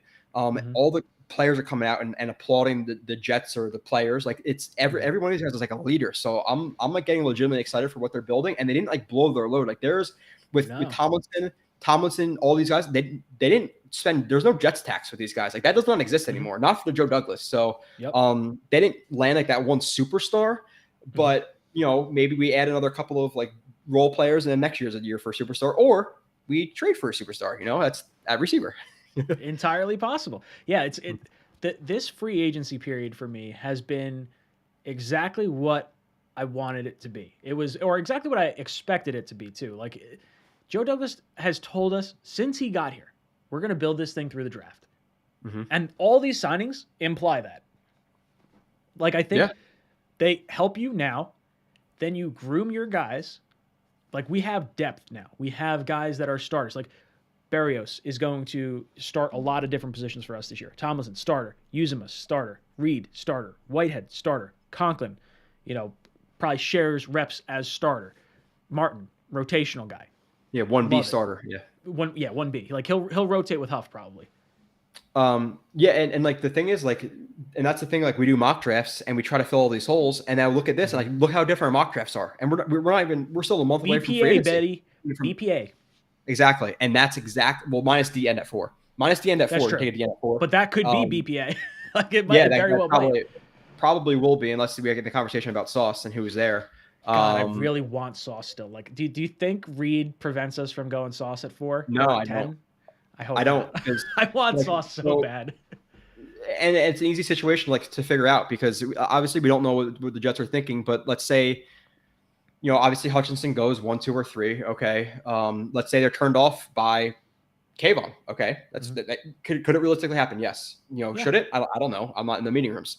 Maybe they don't like Walker at 4 and they see Sauce there and he's the best player available. And like, listen, I get that people like Hall, and I think Hall is a decent number 2, but is a decent number 2 going to stop you from taking a potential Pro Bowl, all pro level number 1? Like he is a legit corner. So we can't not take swings at really, really good players because we have okay players. Like we got to get past it. We got to land some superstars. Yeah, and absolutely. And plus you have the ability to make Hall your number 3, or like you have the depth now. Like Hall should be your depth. Like if he has to be your number 2, you're not upset with it, but having good depth is important. And I think the Jets are heading the right way with this. Noah asks, Ryan and Joe, what do you think a trade for Danielle Hunter, or what do you think about a trade for Danielle Hunter, and what would it look like? So Danielle Hunter, he'll get a new contract with whatever team trades for him. Unless he winds up getting released, then obviously he'll get his own contract. Let's see. Let me pull up his particular cap hits. I had it up yesterday. So his cap hit this year for the Vikings is almost $26 million. If he's traded, it's a $20 million cap hit for the team taking him on, with a $5.4 million contract or $5.5 million contract in 2023. So realistically, you sign him, you drop that cap hit down from $20 million with a restructured deal, and you hit the ground running. Like if you sign him for 4 years, he's the fastest player in NFL history to 50 sacks. If you think he is fine, which I think he is, he looked like he was really explosive coming off that injury from last year, and then he tore his pec, I think, this year. Yeah, I think it's his pec, yeah. Tricep? It was his pec or his tricep, I think. I think it's his pec. I could be wrong. Yeah, and that's not like an injury you're going to consistently re-injure. Like, I'm not worried about that. If he was explosive enough, I'm not worried about the injury from 2 years ago. I mean, I think he's good, but the thing that worries me, if you wind up signing him or trading for him, like, are you passing on edge rushers now, and you have Lawson and you have Danielle Hunter both with injury concerns, And you're like, that would suck if you come away from this draft without an edge. Or maybe does edge become a second round possibility? Could it? Then you go receiver, and I don't know. Like, I feel like edge at the top of the draft just makes so much sense. Yeah, it's a hard situation because like he's been injured. He had that neck. Was it a neck injury too the year prior? Like the neck was all year. Maybe it could. I think it was. I think you're right. But he played well prior, or not prior. He played well after that before he tore the pec. So like I think he's all right. But so like it's I don't know. To me, like I'm so in the middle on it because you can land what could be a star edge rusher for the next 4 or 5 years for the Jets because he's 26, 27 years old. So. I think, or they list him at 28, but that just it might be his 28th like his 28-year-old season this year. Okay, yeah. Yeah, so, it's his 28-year-old season, so I think he's 27 right now. To me, because of the injuries, which I don't think are that serious, just because of the depth of the DN class, I think I just take one at 4 or 10 and just get my young stud guy, and then pour some of that money into other positions that we need, like that we're talking about, like the Cooks, or maybe they sign a Jayon Brown or like whoever. Obviously, they aren't up to Daniel Hunter, but if this draft wasn't as deep as it was, and I wasn't as confident in guys like Walker or or Karlaftis or whoever, like I would do it, but it's literally probably the most top heavy DN class we've ever seen. So in that draft, now we're going to trade for a guy, and then you draft a DN in the second round, which whoever that's going to be, like where does he play? Like we have so many guys.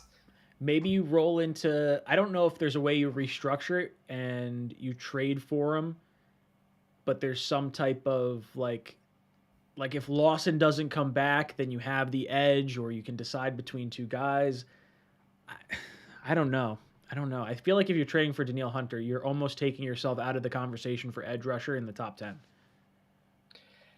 Yeah. I think in that scenario, you go Sauce at 4. You hope he's there. I'm praying to God he doesn't go in the top 3. I want at least to be an option. So, I've got a fear he might go 2. If they don't go quarterback and Hutchinson is gone, I think it's Hamilton or Sauce, because I think Aaron Glenn wants to replicate what he had in New Orleans with Marcus Williams and Marshawn Lattimore. And they have Akuda, so maybe it's Hamilton. Dude, I get that, like from Detroit. D-end is the most important position, like on defense. I get it, but corner's number 2, and you can take corners high. And to me, he is the second best player in the draft. I'm talking. Obviously, in terms of positional value, we can get into that conversation. But it's Hutchinson, Sauce, and again, I would probably take Thibodeau without whatever's going on upstairs. If it is, if it's not, whatever. I would take Thibodeau over Sauce because of positional value. But just in terms in a vacuum, relative to their position, Sauce is the second best player in the draft to me. So could you see him going at 2 or 3? Why the hell not? Would we take him at 4 maybe over Thibodeau? We might. Depending on how we feel about, the mentals, but yeah, I mean, I think if you're looking at the cornerback class and you're saying, okay, Sauce is clearly like another level above everyone else, and the edge rushers are all roughly about even. If you like Johnson, Walker, Karlaftis, and Thibodeau all about the same, and all 4 are there for you at 4, why not take Sauce at 4 and roll the dice at 10? Now, the other part of me is thinking that, so the last time you and I spoke, Calvin Ridley was still playing for the Falcons, and the Broncos still had the number 9 pick. So with the Falcons losing Ridley and Seattle owning that number 9 pick, does that change our thought process in how we approach things? Because edge rusher would appear to be a bigger need for Seattle, and possibly for, I mean, if the Texans wind up going and they want to take Hamilton at 3, maybe they wind up going an edge rusher at 8. Maybe edge becomes the bigger need and Sauce falls to 10 now. I think Sauce was a really legit option for a few different, like for Atlanta possibly. I don't know. Does your thought process change with how the top 10 has changed recently? Like a little bit, but I think some picks may change around. But to be safe, if I'm the Jets, like you operate like Sauce isn't going to be there at 10 because I severely doubt it. He's not falling 10. I would bet a lot of money on that. So Sauce isn't going to be there.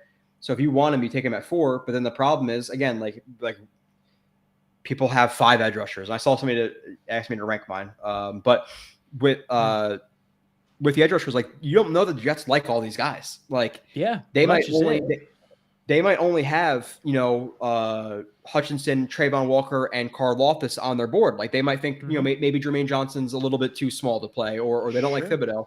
So if you're sitting there at 4 and you have Walker on the board, Sauce on the board, and Karlaftis on the board, you may like Sauce the best, but are you going to risk not having a D end, like their biggest need on defense, to take the swing on a Sauce? Like I think you just take the D end and you kind of bite the bullet. It's a little bit of a reach, but you can't escape the top 10 without a D end. You just can't. Like I love Sauce, but I can't risk. Oh, well, let's get a D end in the second round, because a lot of good D ends fall to the second round. Like that, it's D ends go high for a reason. For sure. I wonder. So Danielle Hunter has a $18 million roster bonus, and I don't know when that kicks in. I was trying to figure that out. I think it's like Sunday or something like that. Is it that close? Soon. It's soon. Okay, that makes sense because he's on the roster. Okay, so he's going to have to get traded before then.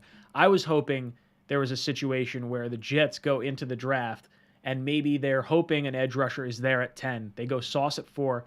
The edge rusher they want isn't there at 10. That's when they make the trade for Danielle Hunter. And then they go with a different position at 10, or they trade down from 10 or something along those lines. But I'm with you on that. I mean, I think you have to get your edge rusher, and depending on how you feel about the class, if you covet one guy, take him at 4. If you don't, and you think it's, a wide class, take whoever you think the best player is at 4 and get your edge rusher at 10. Yeah.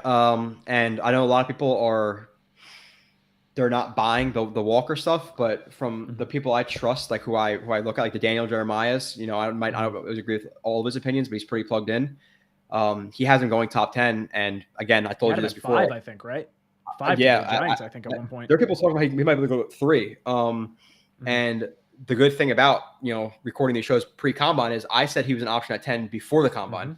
So for me, option at 10 at the combine, him blowing up that combine and having ridiculous athletic upside, a guy who was not fully utilized to his strengths at Georgia, rushing from tight. You want a guy with that speed to power to rush from the outside a little bit too, to get tackles to have to open up. Then you can blow by him with power. So I think he was kind of held back a little bit at Georgia. I think his best football is in front of him. I could see him being like, people might hate it because in the mock drafts, they had him in second round. Yeah. But realistically, that's not the real boards, So people knew about him. I watched, like, how the hell is this guy at 35 in PFN mock draft? Like, what is this? Like, I could see him being picked at 10, blows it up. He might be a legit option at 4 for the Jets, and people are going to hate it because, again, a month ago, he was at 35 in the mock draft. Matt and Greenbean, if someone clips this, you could send it to him. Matt and Greenbean called me bananas for saying Trayvon Walker might go at number 4. And they're like, that's ridiculous. I was like, you guys better watch the draft stream because there's a legit shot that might happen. It's not out of the realm. Wasn't Jermaine Johnson just like a late first, early second, and then he came in, had a good Senior Bowl, and now people are talking about taking him at 4 or 10? Like, and his athletic upside versus Jermaine Johnson is wildly different. Now, I know Jermaine Johnson is more well-rounded than he is in terms of pass rushing, which, to be honest, I'm not even a big fan of Jermaine Johnson's pass rushing.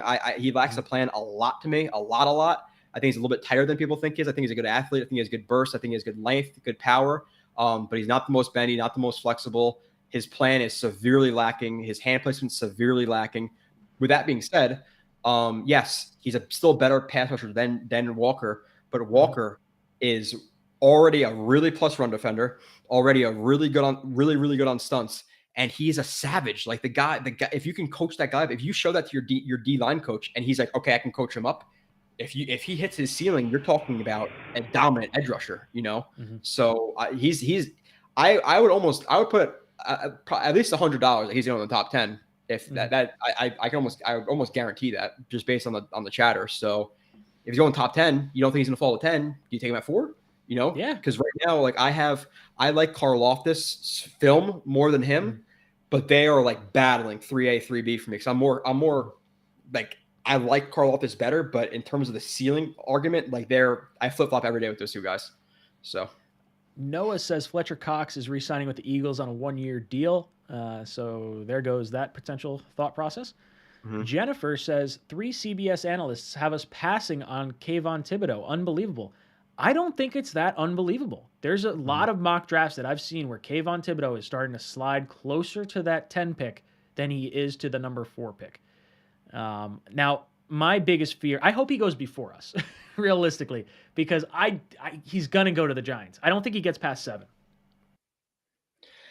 It's again, it's like the answer, like we're not in that room, what's that like balance between cockiness and confidence? Like the answers you hear of like him saying like, oh, the coaches will come up to me and try to tell me, that I did this wrong. It's like, oh no, bro, like I already know what I did. Like I'm telling you right now, you get in the NFL, those coaches, like you're sitting the bench, So like, is he going to take well to coaching? I don't know. Like that's on the Jets to decide. If they think he's good, if they're fine with him, like, okay, he's a little bit different, might be a little bit of an ass, whatever. Like that's okay. Yeah, I'm There's plenty of players that were assholes in the league that I would love. T.O. would love T.O. If we could get a T.O. kind of an asshole, I would take him right now. So if they're going to be comfortable with his personality and maybe not like they're not going to go out and get a couple Bud Lights with him after a game, fine. If he's a good player, I don't care. But they have to figure out they have a lot better ways to dive deep into that. And I don't. So it's really on Douglas, like I'm not going to love it like I would have a month or two ago when I didn't really hear about this. But yeah, there's some flags popping up. But the talent is undeniable. So it's going to be really interesting. Yeah, it's fascinating to see how this whole thing plays out because we've talked about this before where that number 4 pick, you're sending a signal to your entire roster. This is the player that we deem as worthy compared to every other player in this draft. There's only 3 players that went ahead of this player. Yeah. And we're hitching our wagon to Thibodeau. Like, if I'm looking at Thibodeau and Sauce, the personality that I want is Sauce, 100%. I understand the value of Thibodeau. He's far more, I shouldn't say far more, but he's definitely more valuable to this team than Sauce is right now. But I really like Sauce. Rick drops in with a super chat. Thanks, Rick. He says, Sauce at 4, Edge at 10, and we look for weapons for Zach. I love Pierce. Do you think he lasts till 69? Also, who would be the best running back for this team? So I just found out today, a running back that I really liked coming out of college, Dalvin Cook. I did not realize his brother is the running back from Georgia. Had no idea, and he is filthy. Oh. James Cook is so good. And once I liked him before I realized it was Dalvin Cook's brother. And now I found that out today and I was like, okay, yep. I like him. I'm a big fan. What I've heard about him is he's more of like an outside of the tackles runner and like more of a pass catching guy. Like if you're asking him to consistently run between the tackles, he's not the best running back. So it depends on how they feel about that. He could be your Tevin Coleman. I think you might want to go running back next year and sort of spread out your backs by 2 years a little bit.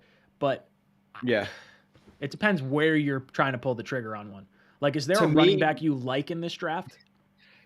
I know Spiller. I know Breece Hall. Like they're going to go like the second, third round. I think the Jets really looking like the 4th or 5th round. But it seems like there's a lot of like power backs there. Like you have Algier, you have Ford, you have Pierce, you have White. Like there's a bunch of like kind of group. Even Brian Robinson. Like there's a bunch of guys. I don't really have a preference because I haven't watched enough to really know. But like I'm like a little bit of a sucker for like nostalgia, like grabbing Algier, like linking him up with his old teammate.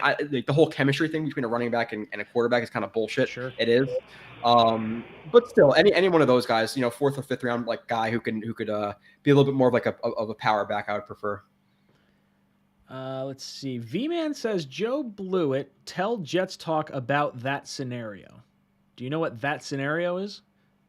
I don't know who I don't know. I don't see another comment from him for Vinny in there. He threw in a super chat, but again, V-Man, it's 10 o'clock.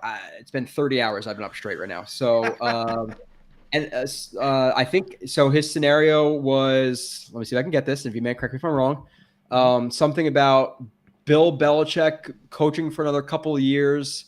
And he needs one more win in his last game before he retires against the Jets to lead the all-time list. And what if we beat him? I'm pretty sure that's the scenario he's talking about. That would be amazing. He's brought this up a few times where Belichick is chasing the all-time wins record, and like how many years is it going to take based on not having Brady, and like you have Mac Jones, now you're going against Buffalo. Like, how does that impact it? It's interesting. So I think he's coming back for a year. If he's on his deathbed, he's not gonna let the Jets hold him back from that record. So God, that would make me so happy. If there's one thing that could happen, it's like, the Jets end Belichick's coaching career. He misses it. No, look, what are we saying? He's going to come back. There's no way he ends it like that. The way he left the Jets, he will make sure he might come back, lose every game until he plays the Jets, beat the Jets, and retire on the friggin' spot before retiring after losing to the Jets. Even if he got fired by the Pats, he'd come back for the Jaguars. Like, he's coming back to get another win. There's no doubt about it. He's way too stubborn. Even from a deathbed, he'd be doing it from Zoom in a hospital bed to beat the Jets. That's 100%. He goes, oh no, here's the play you're gonna run. Donald June drops in with super chat, says Daniel Jeremiah said Trayvon Walker and Garrett Wilson at 4 and 10 on NFL Network. Look, I think we could see that. Like, it's the edge rusher and the receiver right now. That is the direction the Jets kind of appear to be going. If they make a trade for Brandon Cooks, that changes things. If they make a trade for Danielle Hunter, maybe that changes things. So there's still a lot of time left here. And if there's any rumors to the Jets trying to make a big time potential trade, I mean, everything's gonna get jacked up. I have no idea what's gonna happen. Yeah, we have Justice for George who's saying we're drinking the Kool-Aid on Walker, but like I just told Ryan, I watched Walker before the combine. Mm-hmm. I have a timestamp on my computer. Like February 16th, I did a review, and I said in the review, you're not going to go watch it, but I'll send it to you. That I could see him being the 10th overall pick. So I'm not drinking Kool-Aid from the combine. I saw that physicality when I was watching. I didn't need a combine to tell me that. So I'm not drinking Kool-Aid. I could see him being the 4th pick just based on his athletic upside. If he is the pick at 4, I would hope that. I wouldn't hate it, to be honest. I get it. Like, I get the athletic upside. I get that he's a raw pass rusher, but he can learn. Like, people love Thibodeau. Thibodeau is raw pass rusher too. He's not as raw, obviously, as Walker is, but he's raw. Like, he has plenty to learn as a pass rusher. So does Jermaine Johnson. So do all of them. I think Hutchinson and Karlaftis, in terms of just their technique, are the cleanest. Obviously, other guys have higher upside because of athleticism over Karlaftis, but if you're in love with Thibodeau, who's cleaner again than him in terms of technique, but saying he's not raw, then you're mistaken. So, and he has an even higher upside than Thibodeau because he's an absolute monster. Now, Wilson at 10. That's if we don't get a receiver. It's Wilson or London at 10. I like London better than Wilson, but I could see Wilson. Like, I wouldn't be happy, but I wouldn't be furious. Like, if they were to draft Burks at 10, I'm losing my shit. Like, I'm not live stream. I'm nothing. Like, I'm just drinking the rest of the day and just, I don't know, black out and throw up or trickle and throw up or something. So let's take a look. I see some people saying, why hasn't anyone done a mock draft? Which Joe just did one on his channel, so you got to check that out. But let's see if I can screen share. Let's see how this works. Switch over to this. Let's do a little bit of playing with the Jet X. Yeah, but we're gonna have to sign free agents on this too. Yeah, well, we're gonna skip that. I'll just sign whoever, and it doesn't matter, and we'll just go to the draft. We can do one if just do another one because it's gonna be wonky because just do another one. Don't. All right. We won't go this. We'll do what's a better one? We do. I just did PFN. Other people talk about mock draft database or something like that. I got a couple of minutes. If we could, we'll expedite it a little bit if we could. Yeah. Okay. Sorry. Fast one. All right. Can I not click? Oh, start simulation. Okay. My wife's literally gonna be like, "You've been up for 30 hours and you're still doing football shit right now. Like, what is wrong with you?" So we'll go through 5 rounds. We're gonna do fast and bam. Okay. We have. That's not ideal. That's not happening. We're going to reject that. We're not going to take any trades. Okay, so Neal, Hutchinson, Thibodeau, 1, 2, 3. Is it I can't see the player pool? Edge rusher? I think I have to click on it. Okay. Oh, so the same thing happened in mine, and I took Gardner just because I'm playing the board, and I know that Walker or Karlaftis would be there. But realistically, again, the conversation we just had, like, do the Jets just see Walker and say, screw it, we can't risk losing our edge rusher? I know there's going to be people who hate it and we're drinking the Kool-Aid, whatever. There's never going to be a player that everybody likes, but I would say Walker or Gardner. How do I stretch this? Sorry, I'm like trying to screw with this. I didn't set this up beforehand. Okay, so let's go Gardner here. We go down. Okay, we're gonna reject every trade. We're just gonna go straight through. Okay, Speed mock draft, I like it. Speed mock draft. Okay, so now we had, after Gardner, Garrett Wilson, Malik Willis traded. Okay, I don't understand this. This is why I hate doing mock drafts with stupid stuff. Are they trading up for Malik Willis after they just traded for friggin' Carson Wentz? Okay, Charles Cross, Trayvon Walker, Linderbaum. So we've got our cornerback. Do we feel like we've got to go edge? So they traded 11 for 6, and they traded Carson Wentz, I guess, to the Panthers. That would be the only way this works, I feel like. Okay, so player pool, do you go Hamilton and you don't go the edge rusher? Are we trading for Danielle Hunter in this sort of situation? Yeah, like so what happens? Did we sign Karlaftis? Did we sign a free agent like receiver? Because right now I would take Karlaftis over Hamilton because you need to fill that edge rush role. Like I get people who would take Hamilton over him, but then who's playing edge rusher? Like, we're going to depend on Cam Thomas in the second round. I can't do that. Okay, so let's assume we did not trade for an edge rusher. We're going to take Karlaftis. All right, a little bit different one. I like it. Through, yeah, why not? People hate on Karlaftis, like, oh, he's not an athlete. He just he has 32 and a half inch arms. Everybody says it's T-Rex arms. He has longer arms than Hutchinson. Like a 38 inch vertical. Like, he's not the most bendy guy in the world, but he's not a bad athlete in any sense of the word. Like, he has good burst. Oh yeah. Okay, I'm just scrolling through. So Hamilton winds up going 15. Let's see. I'm just trying to see like who's around. Okay, so we've taken our cornerback, we've taken our edge rusher. We roll into the second round. I'm probably looking safety and wide receiver here. You got Dotson available. I would say my next two biggest need for the Jets, past D end and we took corner. I would say linebacker, receiver, safety are my next probably three. All right, so linebacker, receiver, safety. So we're looking at Lewis Seen from Georgia. Who's a box guy, and we just got a box guy. That would be Whitehead. Yes, who's playing free, in that situation.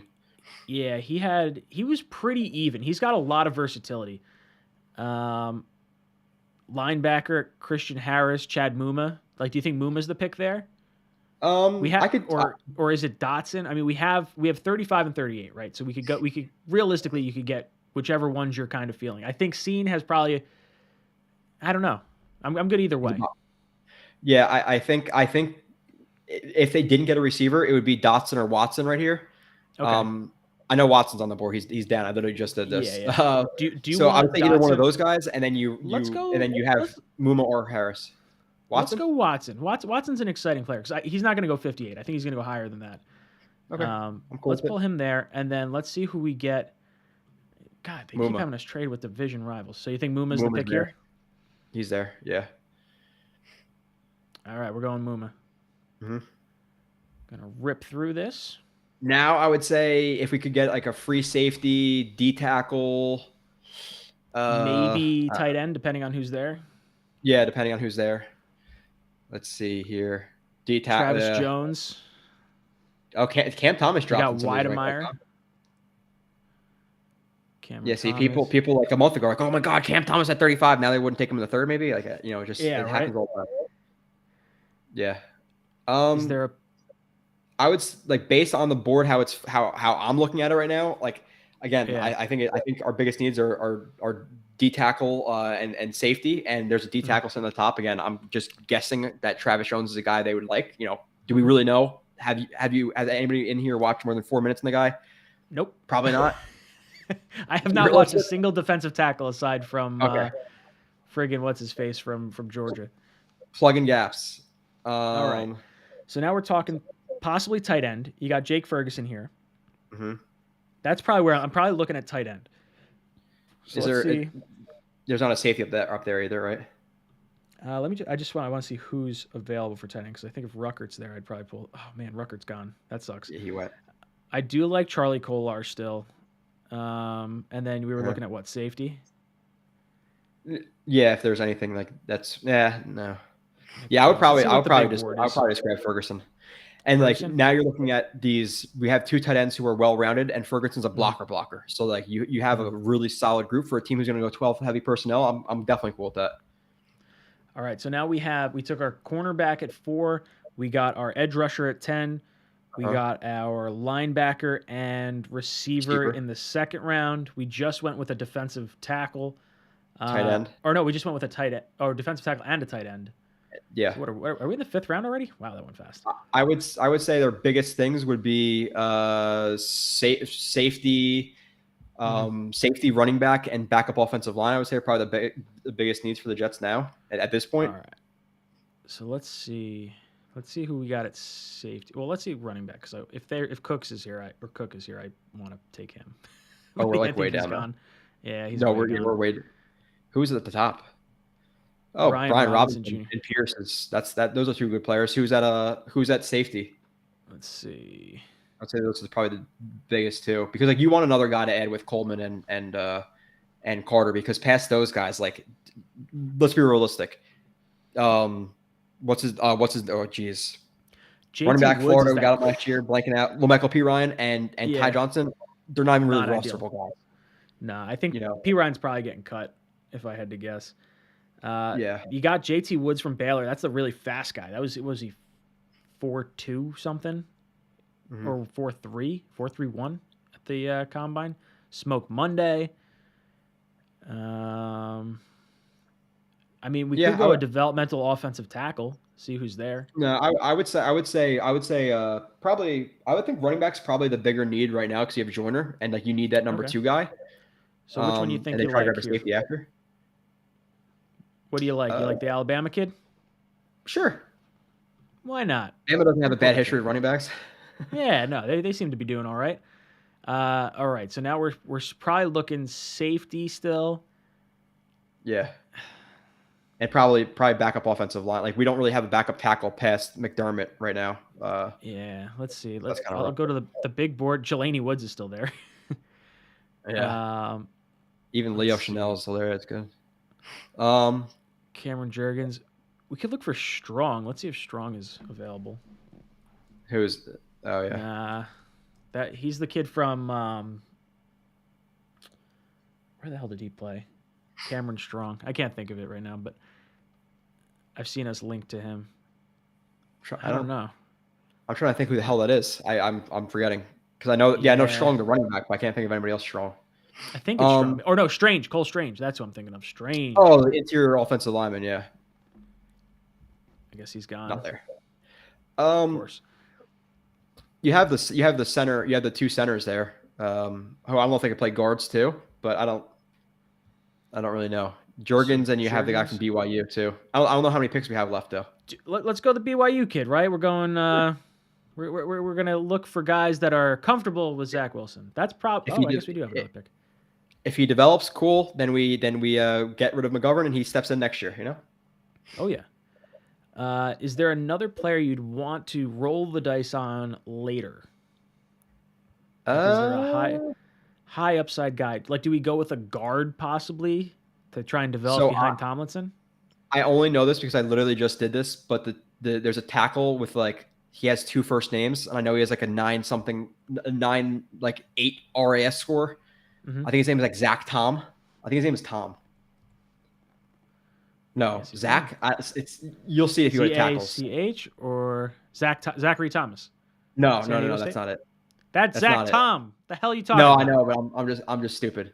Go to the tackles. It is Zach Tom. But it's not Zach Thomas, right? Kev Trotta? Zach Tom, yeah. Did he get passed up already? Maybe he's gone.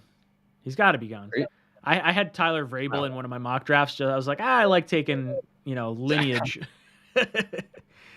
You still got where's I just saw it. The kid from Boston College was still in here.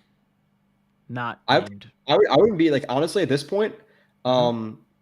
Receiver wouldn't be a bad option either because like if they just got Dotson, like who is receiver 5 right now? Jeff Smith. Like we can't take another guy. So who's at receiver? We got what? Watson, Corey Davis, Berrios, Moore. Nothing in free agency. So Jeff Smith. That's your core.